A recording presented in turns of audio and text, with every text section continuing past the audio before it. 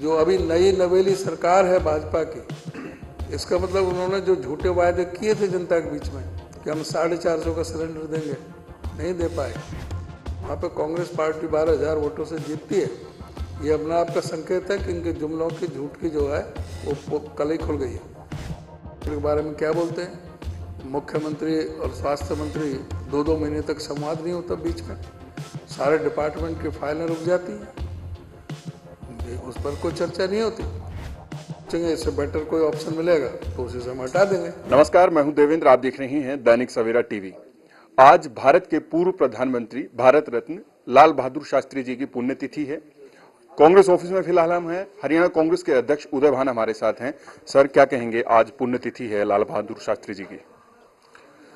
आज भारत माता के महान सपूत श्री लाल बहादुर शास्त्री जी के 58वीं पुण्यतिथि पर सारे समस्त भारत में उनको श्रद्धांजलि अर्पित की जा रही है। उनके व्यक्तित्व पर, उनके कर्तृत्व पर चर्चा हो रही है। किस तरह से एक गरीब परिवार में पैदा होकर के 2 अक्टूबर 1904 को मुगल सराय में उनके पिता श्री शरद प्रसाद श्रीवास्तव और राम दुलारी जी उनके माता जी थे, और जिस गरीबी से वो नदी भी पार करके पढ़ने जाते थे तो बस्ता और कपड़े ऊपर सिर के ऊपर रख करके नदी पार करते थे। ऐसी परिस्थितियों में उन्होंने अपनी शिक्षा दीक्षा हासिल की।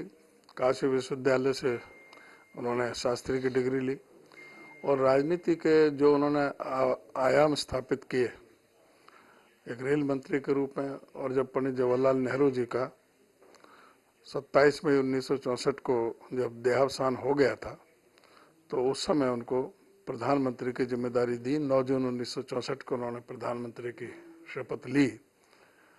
और जिस तरह से उस समय परिस्थितियां थी देश के अंदर, बहुत ज़्यादा अन्न की कमी थी।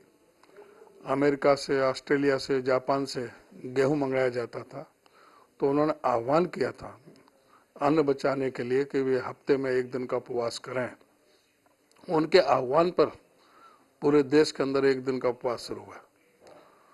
और जिस तरह से उन्होंने उस समय के, जबकि अमेरिका पूरी तरह से पाकिस्तान के साथ था युद्ध में, तो जो जय जवान और जय किसान का उन्होंने नारा दिया, जहां जवानों को, हमारे फौज को बहुत बड़ा उसका वो मिला आत्मबल, वहाँ किसान को भी उन्होंने जो हरित क्रांति की जो शुरुआत की, किसानों को जो प्रेरित किया, तो वो हमेशा याद रहेगा।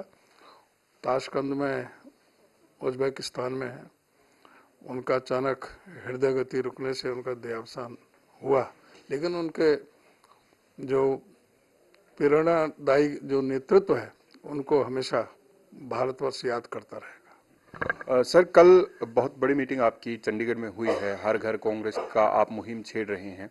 किस तरीके से देखते हैं, क्या 2024 के चुनावों के लिए अब कार्यकर्ता पूरी तरह सक्रिय है?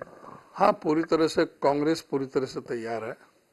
हमने घर घर कांग्रेस, हर घर कांग्रेस का कार्यक्रम दिया है और सभी को बूथ स्तर पर, हर बूथ में 21 से 31 लोगों के बीच में एक कमेटी बनेगी और उसमें बूथ इंचार्ज होगा। उसके जरिए से पूरा जो गांव में, उस बूथ में जो आवश्यकता हैं, जो कमियां हैं, जहां कहीं हमारी वोट बननी है उसको वोट बनाना है, जहां बोगस वोटें हैं जो बीजेपी ने बना रखी हैं उनको कटवाने का काम है।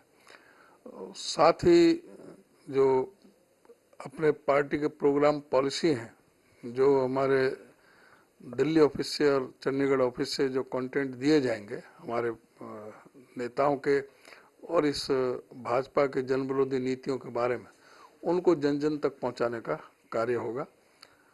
ब्लॉक इंचार्ज के माध्यम से, डिस्ट्रिक्ट इंचार्ज के माध्यम से, पार्लियामेंट इंचार्ज के माध्यम से, हमने जो वार रूम बनाया है उसके थ्रू सभी आम जनता से हमारा सीधी कनेक्टिविटी रहेगी। ऐसा हम मान के चलते हैं, ऐसा प्रोग्राम बनाया है और एक बड़ा ज़बरदस्त अभियान रहेगा। सारे मुद्दों को लेकर के हम घर घर तक पहुंचेंगे। यही चीज़ें आप छत्तीसगढ़ में भी कह रहे थे, राजस्थान में भी कह रहे थे और मध्य प्रदेश में भी कह रहे थे। मध्य प्रदेश का लग रहा था कि आपकी सरकार आ जाएगी, आपकी तो 2 राज्यों में थी, वो भी चली गई। ऐसा है कि हर राज्य की अपनी अपनी परिस्थितियां होती हैं, कहाँ पर क्या है। अब तेलंगाना में क्या कहते थे उसके बारे में तो कोई नहीं कहता। तेलंगाना में तो सोचा भी नहीं था कि कांग्रेस की सरकार आ जाएगी। और कर्नाटक में जो बीजेपी से छीना उसके बारे में कोई चर्चा नहीं करता। मध्य प्रदेश में भी 40% वोट कांग्रेस ने लिए हैं। कांग्रेस के वोटों में कमी नहीं आई, लेकिन ठीक है, वो जो हमें रिजल्ट नहीं मिला जो हम अपेक्षा कर रहे थे उसके कई कारण हो सकते हैं। उसका भी मंथन चल रहा है, उस पर भी कई तरह की बातें चल रही हैं, ईवीएम की भी बात चल रही हैं और कई तरह की बातें चल रही हैं। जिस तरह से वो लाडली बहना के नाम से जो 2-2 महीने के 2500 रुपये एक एक महिला के नाम जो 3 दिन पहले डाले गए थे, उसी तरह से किसान निधि का पैसा डाला गया था।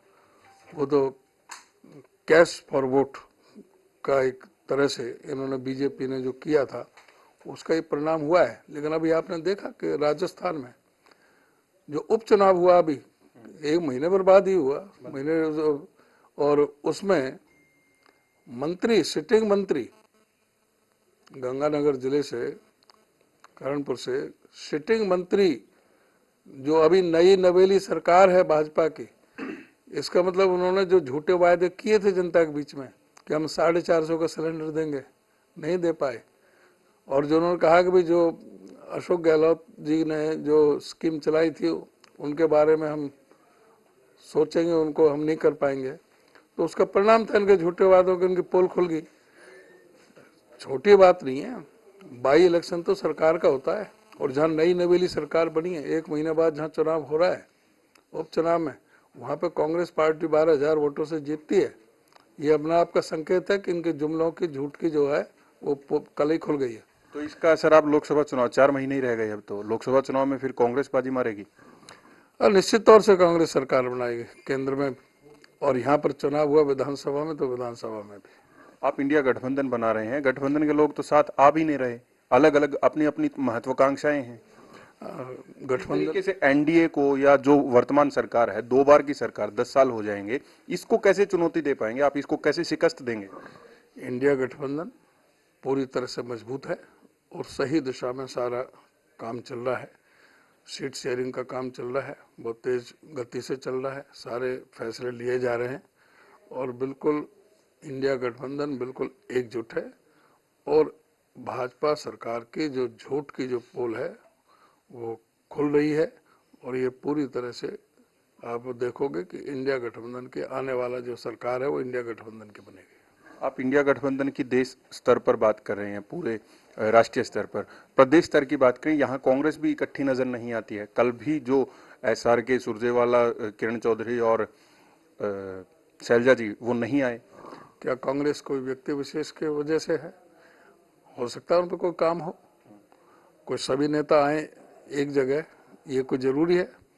क्या भाजपा के नेता सब एक जगह आते हैं? क्या चुनाव में आए थे? आदमपुर वाले चुनाव में आए थे? वो एक दूसरे के बारे में क्या बोलते हैं?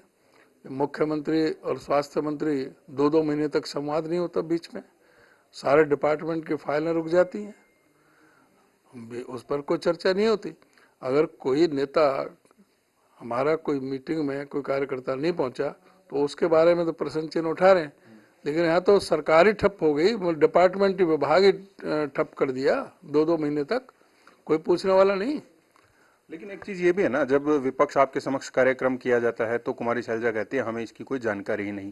जब उनकी तरफ से कोई कार्यक्रम रखा जाता है कि हम यात्रा निकालेंगे, तो दूसरी तरफ से कहा जाता है कि हमें इसकी कोई जानकारी नहीं। उसका हम कार्यक्रम तो कांग्रेस का ही है ना सर। उसका हम पहले स्पष्ट कर चुके हैं। हम हर कार्यक्रम के बाकायदा राइटिंग में सबको इन्फॉर्मेशन दी है, सबको टेलीफोन जाते हैं। हमारा कोई कार्यक्रम ऐसा नहीं है जिसमें हम सब नेताओं को नहीं बुलाते, लेकिन सब नेताओं का आना जरूर नहीं है, उनकी अपनी भी व्यवस्थाएं होंगी, अपने कार्यक्रम होंगे,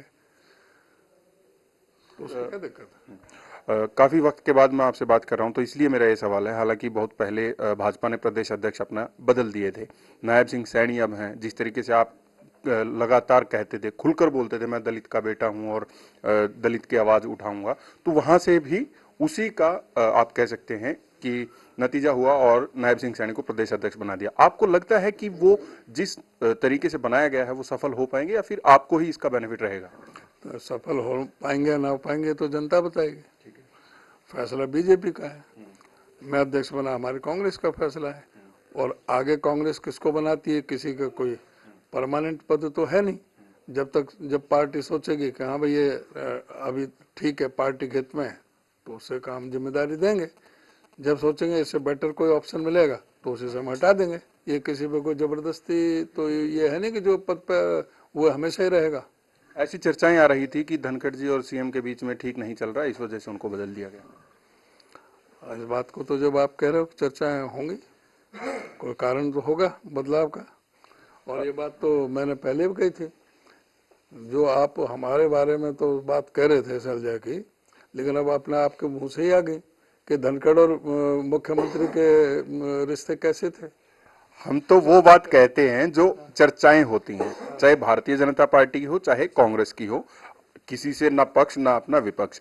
न्याय यात्रा राहुल गांधी निकाल रहे हैं, किस तरीके से रहेगा और क्या मानते हैं कि आने वाले चुनाव में फायदा मिलेगा? आप देखो, भारत जोड़ो न्याय यात्रा अब निकल रही है 14 तारीख से, राहुल जी शुरू कर रहे हैं मणिपुर से। और ये पैदल यात्रा कम है, ज़्यादातर बस की यात्रा है।